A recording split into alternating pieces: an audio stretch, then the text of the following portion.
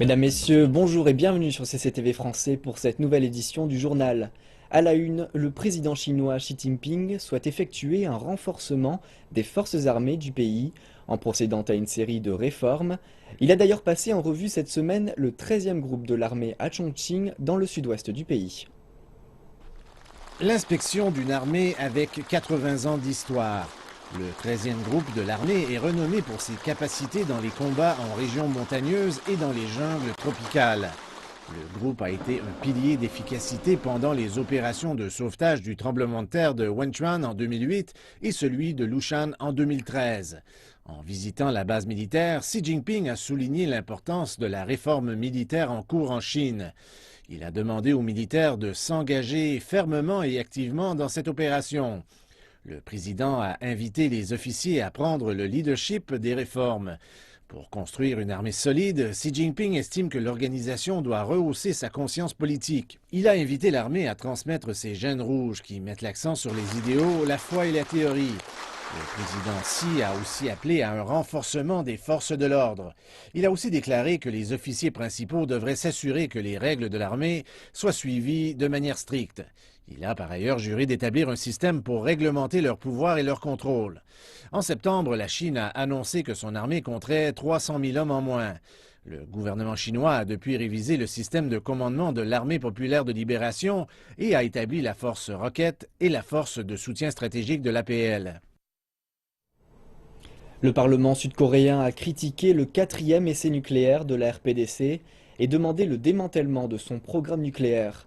L'Assemblée nationale a unanimement adopté une résolution et demandé l'abandon de tous les plans nucléaires, tout en avertissant que les actions imprudentes auraient pour résultat davantage d'isolement et d'ostracisme. La résolution a dénoncé l'essai nucléaire de la RPDC qu'elle a qualifié de provocation sérieuse, menaçant les vies et la sécurité des Sud-Coréens, ainsi que la paix en Asie du Nord-Est et dans le reste du monde. Continuons sur ce sujet. Le ministre chinois des Affaires étrangères Wang Yi s'est entretenu par téléphone avec son homologue américain John Kerry concernant le récent test nucléaire de la RPDC. Wang Yi a réitéré la position de la Chine, affirmant qu'elle travaillait en vue de la dénucléarisation, du maintien de la paix et de la stabilité en péninsule coréenne. La porte-parole du ministère des Affaires étrangères, Hua Chunying, a appelé à la reprise des pourparlers à 6.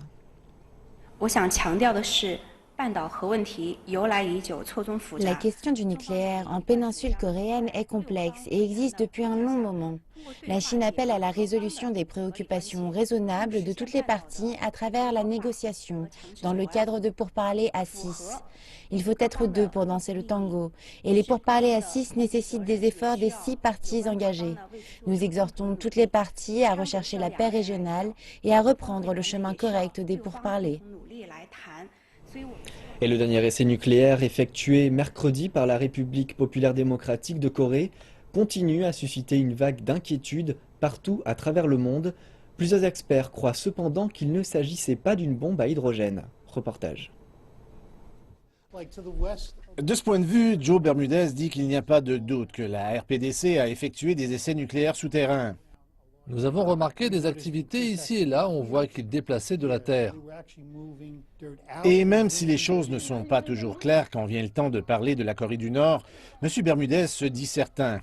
Au meilleur de notre connaissance, ce n'était pas une bombe à hydrogène. Mais la situation demeure quand même assez troublante, admet-il. Eh bien, nous devrions être très préoccupés, absolument. C'est lors d'un projet portant sur l'armée populaire de Corée que M. Bermudez s'est intéressé pour la première fois au pays. L'auteur de 5 ouvrages sur la RDPC analyse des renseignements commerciaux sur cet endroit qu'il croit être animé par une seule chose. Il croit que les armes nucléaires sont au cœur de la survie du pays. C'est devenu un élément central de fierté nationale et des valeurs de la nation. Il s'agissait du 4e essai nucléaire de la Corée du Nord au cours des 10 dernières années. Chaque test, selon M. Bermudez, rapproche le pays de son but ultime, qui est d'être capable d'atteindre les États-Unis avec un missile balistique muni d'une arme nucléaire miniaturisée. Et chaque essai, selon lui, est une affirmation par le dirigeant du pays qu'il est le seul maître à bord. On ne peut pas savoir exactement ce que Kim Jong-un a derrière la tête. Il se trouve dans une position où il doit s'affirmer sur une base régulière, au moins pendant les premières années. Monsieur Bermudez pense que ce qui est arrivé mercredi ne représente pas seulement une menace militaire, mais aussi cela rend les investisseurs très nerveux. Cela affecte l'économie de la Corée du Sud, l'économie au Japon et de la Chine. Cela affecte aussi l'économie des États-Unis, qui affecte aussi en retour l'économie de la Chine. Maintenant que la République de Corée a annoncé qu'elle va reprendre ses émissions de propagande visant ses voisins, la balle pourrait être dans le camp de Pyongyang. Cela aura un impact sur les Nord-Coréens, leur réaction sera très importante. Le déchiffrement des intentions occupe M. Bermudez depuis 30 ans, et c'est beaucoup plus difficile que de simplement suivre leurs mouvements sur ces cartes satellites.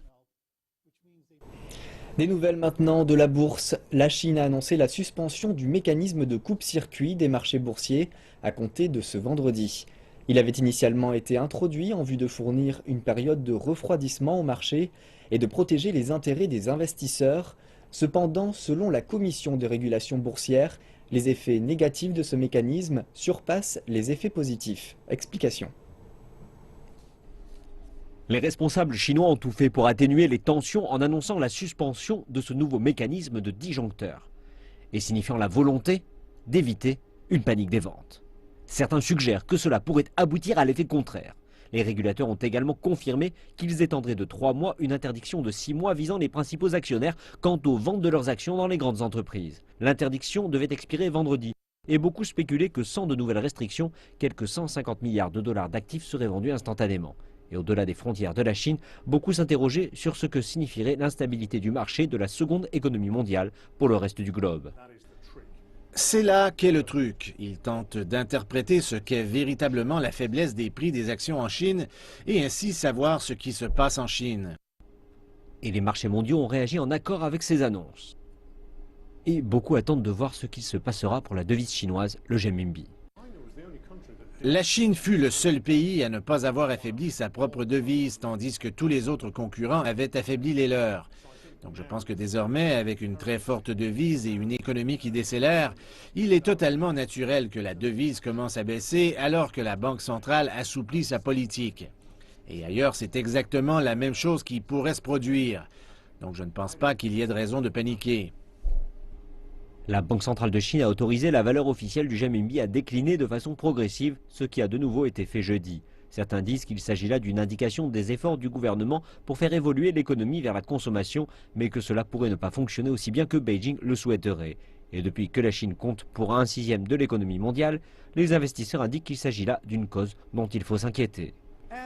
Ce fut également une très mauvaise journée pour les marchés dans cette partie du monde. Le Dow Jones industriel et le S&P 500 ont chacun fermé en chute de 2,3%. Le Nasdaq a perdu encore davantage, moins de 3%, amenant les marchés américains à des plus bas records en 3 mois. Et il s'agit du pire démarrage sur 4 jours depuis le début de l'année d'échange en plus d'un siècle. Hier jeudi, la bourse de Shanghai a fermé ses portes moins d'une demi-heure après son ouverture, des records inquiétants ayant mis en émoi tout le pays. Voyons la réaction des investisseurs après la cotation du marché financier, la plus courte depuis 25 ans. Je ne suis pas habitué à ça. Nous avons pensé qu'il s'agissait d'une nouvelle catastrophe financière. Pour les petits porteurs, les grands changements et autres chutes ne sont pas de bonnes choses. Cela indique que les régulateurs manquent d'expérience dans la gestion de ce type de situation. Je ne pensais pas que ça se produirait si rapidement. Je voulais vendre certaines de mes valeurs ce matin, mais j'ai hésité et je me suis retrouvée coincée. Je pense qu'ils sont nombreux à vouloir obtenir de l'argent grâce au marché des actions. C'est pourquoi je m'attendais à la baisse de ce jour. La veille, le marché n'avait aucun problème. J'imaginais donc que la journée se déroulerait aussi sans problème. Mais les cours ont été suspendus seulement 15 minutes après l'ouverture et leur chute s'est poursuivie après leur reprise. Une cérémonie pour les plus prestigieuses récompenses dans le domaine de la science et de la technologie en Chine a été organisée à Beijing. Au total, ce sont 295 projets et 7 scientifiques étrangers venant de plusieurs pays, dont la Suède, le Japon et la Russie, qui ont été récompensés pour leurs progrès et contributions scientifiques. Pour la première fois depuis 2005, il n'y a pas eu de gagnant pour la récompense suprême cette année. Le projet de train à grande vitesse reliant Beijing à Tianjin a remporté le prix spécial du progrès technologique.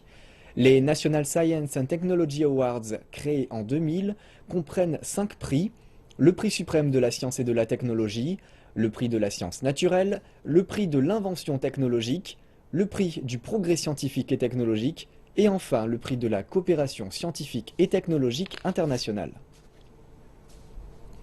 Le plus grand salon mondial de l'électronique, ou CES, se poursuit à Las Vegas, dans le Nevada, et l'un des secteurs qui suscite le plus d'intérêt dans ce salon est celui de l'automobile. Mon chauffeur arrive pour venir me chercher. Mais cette Audi Q5 est un peu différente, elle est connectée. Cette voiture est une Delphi Drive connectée, équipée d'un radar et de systèmes de vision et plus d'une vingtaine de capteurs. Delphi est l'un des plus importants fournisseurs de pièces pour automobiles au monde, mais il pourrait un jour convaincre les conducteurs d'enlever leurs mains du volant pour se laisser conduire. Un véhicule Delphi Drive a récemment effectué le trajet entre San Francisco et New York, 99% du temps de manière autonome. Ce signal indique comment le véhicule peut se relier aux autres véhicules connectés. Et ce signal indique la manière dont il pourra détecter un piéton en train d'envoyer des messages sur son téléphone sur le bas-côté, permettant d'éviter un accident potentiel. Comment faire que ces capteurs et ces systèmes de perception soient suffisamment bons pour que le véhicule soit capable d'anticiper ces problèmes? Le véhicule peut éviter une situation qui pourrait amener à faire ce genre de choix. C'est une vraie promesse technologique. On peut trouver des simulations de conduite autonome partout au CES, le site de Hyundai par exemple. Le constructeur Kia a même ajouté une touche de réalité virtuelle. Mais pour Chevrolet, l'avenir c'est déjà maintenant. Il est possible de faire un tour le long d'Electric Avenue dans le véhicule tout électrique, le Chevy Bolt, qui peut embarquer 5 personnes. Avec les connectivités d'Apple et d'Android, un écran tactile et un rétroviseur permettant de bénéficier d'une vue de 80 degrés, le Bolt annonce une autonomie de 320 km et ne coûtera qu'environ 30 000 $. Il y a de trop nombreuses raisons pour que les gens n'achètent pas de véhicules tout électriques. Typiquement, ils coûtent trop cher et n'ont pas assez d'autonomie. Ce que nous avons fait avec la Chevrolet Bolt, c'est d'éliminer ces raisons qui font que les gens ne voudraient pas l'acheter. Le Chevy Bolt devrait être mis en vente au cours de cette année. La température extérieure a beau être glaciale, on dit que la camaraderie qui règne au Festival international de sculpture sur glace de Harbin réchauffe les cœurs des participants. Cette semaine, la ville chinoise qu'on nomme également la ville des glaces accueille des compétiteurs venus de plus de 14 pays. CCTV s'est rendu sur place. Quelques 60 candidats se sont réunis à Harbin. Parmi eux, nous retrouvons Yue Shangshui. Il est originaire de la province chinoise du Jilin, où la sculpture sur glace est un art traditionnel d'hiver. C'est la 6e fois qu'il participe à cette compétition. Sa sculpture représente, nous dit-il, un messager de bonne volonté. C'est une très bonne plateforme internationale pour échanger des idées au sujet de la sculpture sur glace. Le festival rassemble différentes cultures de différentes régions et pays. Cette compétition est très importante en termes d'échanges artistiques. J'essaie d'y participer chaque année, aussi longtemps que possible. Le sculpteur sur glace André Elias et son partenaire Madeuma Sey sont présents pour la seconde fois.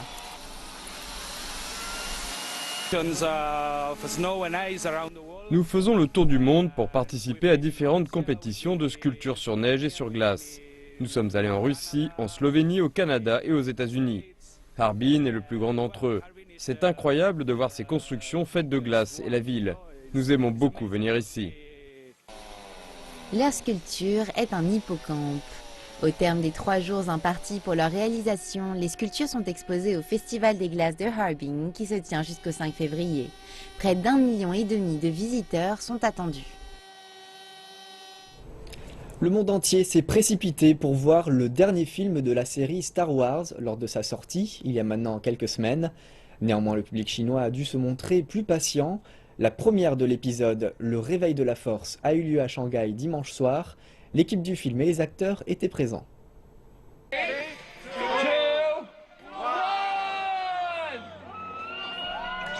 Jeffrey Jacob Abrams est le réalisateur du dernier épisode de la saga Star Wars, à savoir Le Réveil de la Force.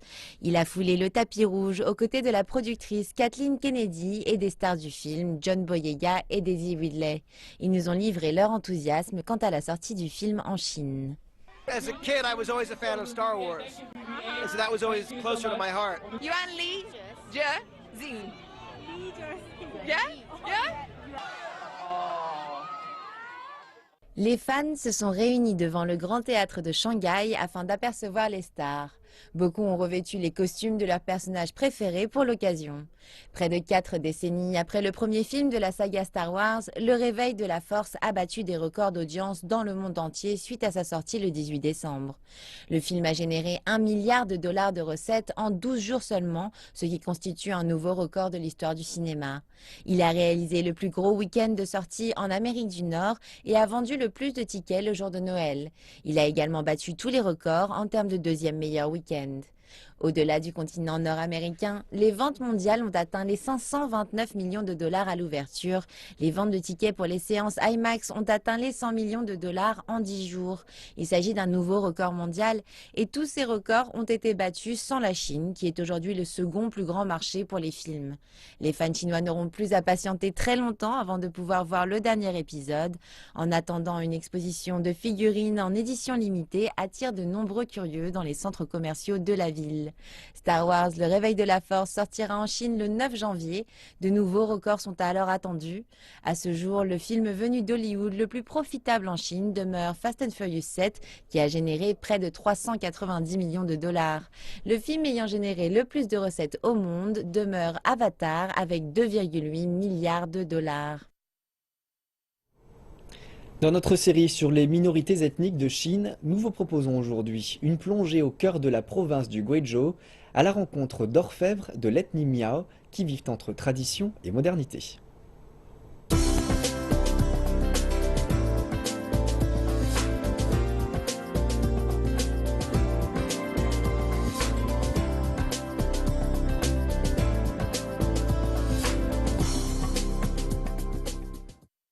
Je suis à Kongbai, un village traditionnel de l'ethnie Miao dans lequel auparavant 90% de la population était orfèvre.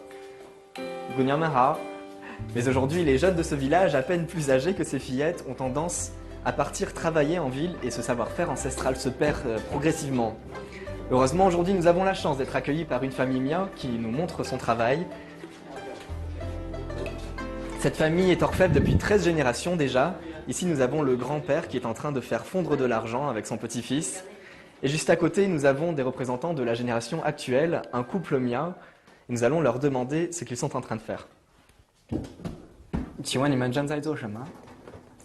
现在我们正在做一朵胸花。现在我做的这个是那个花瓣的外框。我进屋的时候，我发现爷爷也在忙。你们家是不是分工合作了？其实呢，我们年轻人眼力好一点，所以我们做的精致的部分。爷爷他年纪大了，他眼力不好，只能做一些粗糙一点。明白。Elle m'explique que dans cette famille, les tâches sont partagées entre les différents membres. Alors les plus jeunes qui ont une meilleure vue s'occupent du travail minutieux. Et le grand-père que nous avons vu tout à l'heure, qui est un peu plus âgé et a une moins bonne vue, s'occupe de faire fondre l'argent. Regardons. Voici l'étape qui consiste à faire fondre l'argent. Alors l'argent devient liquide à une température de plus de 1000 degrés. C'est pourquoi aujourd'hui on utilise des outils modernes pour faciliter ce processus. On va également ajouter un peu de sel de Perse, du sel chimique, qui permet d'accélérer la fondue de l'argent. Alors je vais en ajouter un petit peu. Ça va permettre à l'argent de fondre plus rapidement. Voilà, et maintenant, on va préparer un lingot d'argent. Donc l'argent qui a été versé était liquide et il va se solidifier très rapidement.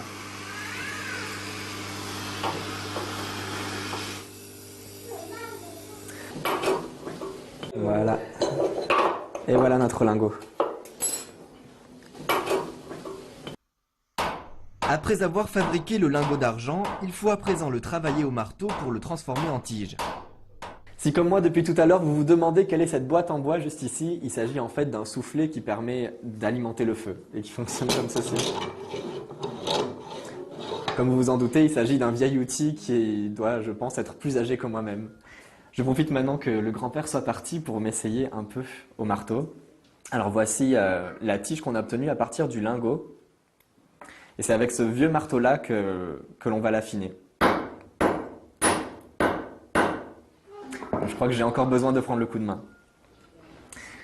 Ensuite, on prend cette tige. Et c'est notre couple Miao qui, à l'aide de cet outil-là, va l'affiner encore un peu plus. Vous voyez, alors les trous sont de différentes tailles, des plus gros jusqu'au plus étroit. On va affiner cette tige. Vous voyez, épaisse comme ceci, elle va devenir fine comme ici. Et regardez, le produit final est encore plus fin. Auparavant, les bijoux fabriqués par cette méthode étaient réservés aux membres des familles nobles.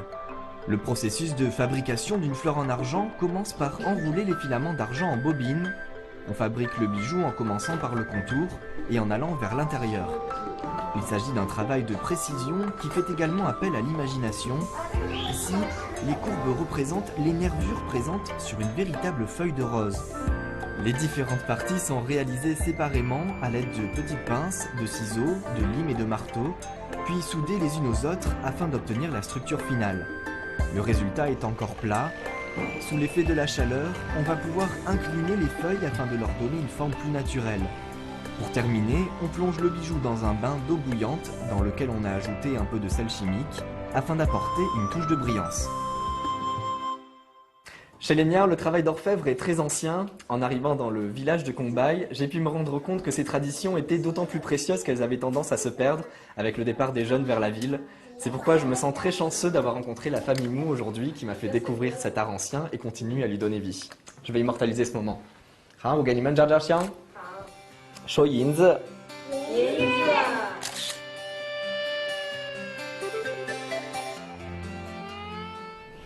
Et c'est la fin de ce journal. Merci pour votre attention. Rendez-vous dans 1h30 pour Afrique Info.